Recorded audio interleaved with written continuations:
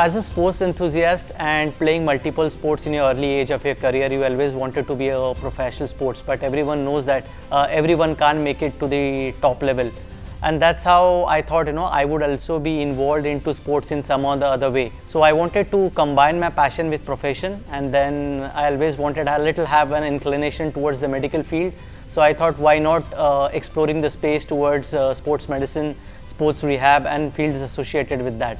So started working towards it, and then later on, through a friend of mine, I got an association with one of an I-League clubs named as Mahindra United, where I started working with that, and then eventually grew up from there, landing myself into Mumbai City FC. In these around 17 to 19 years of experience, there are multiple injuries which I have come across on a larger scale.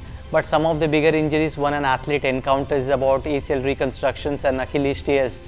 I can't name it, but many athletes who have undergone ACLR, where as per the book rule, it shows that it takes around 1.5 years for an athlete to return to sport.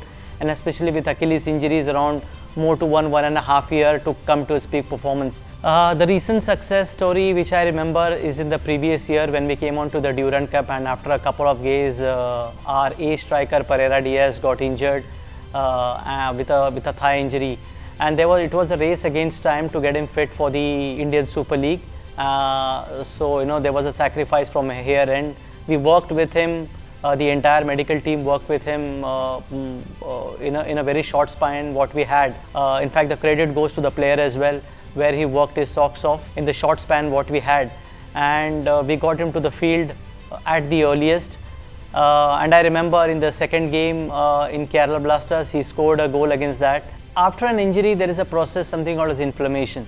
And one of the cardinal features of inflammation is the pain. So pain is something which everyone perceives after an injury.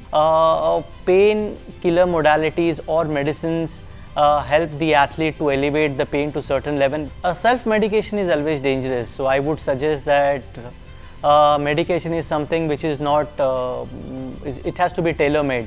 Like one shot doesn't fit all. It's the same way the dosage, the intensity, the frequency, and depending on the nature of injury, the intensity and the frequency of the drug varies. Self-medication is something which needs to be undergone through a professional medical personnel, because the intensity of the drug, the frequency of the drug varies from individual to individual. It also depends on the nature of injury and the type of injury. So it's advisable that if it is done under the guidance of a professional health care guidance, in a big way, it will prevent them from affecting various systems of our body.